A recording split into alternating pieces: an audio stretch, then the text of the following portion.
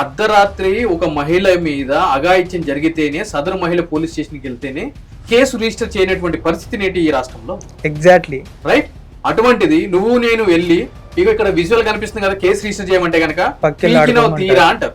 పీకినో తీరా మస్తు మందిని చూసినా వచ్చిండయ్యా పీకుడు గాడు అని చెప్పని అంటారు. ఎగ్జాక్ట్లీ.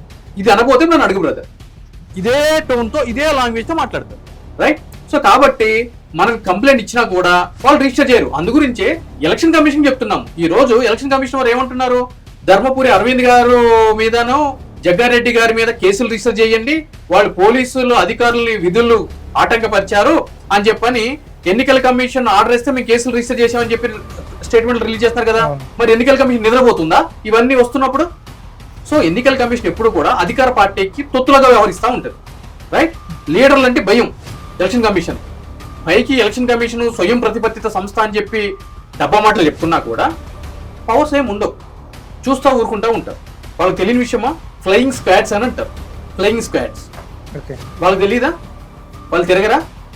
ఎక్కడో హైదరాబాద్లో కూర్చున్న మనము పక్కనున్న జిల్లాల్లో ఈ విధంగా జరుగుతుంది అని చెప్పని మాట్లాడుకుంటున్నప్పుడు ఆ జిల్లాలో ఉన్నటువంటి ఫ్లయింగ్ స్క్వాడ్స్ కానీ, ఎన్నికల అధికారులకు కానీ, పోలీస్ అధికారులకు కానీ, ఆర్డీఓ కానీ, తహసీల్దార్ కానీ, డిస్ట్రిక్ట్ కలెక్టర్ కానీ ఈ యొక్క విషయాలు తెలియకుండా ఉంటాయా? తెలిసినా కూడా పట్టించుకోరు. ఎందుకంటే రాజకీయ నాయకులతో పెట్టుకుంటే ఏమవుతుందో తెలుసు కదా, గుస్తాఖ్. అందు గురించి.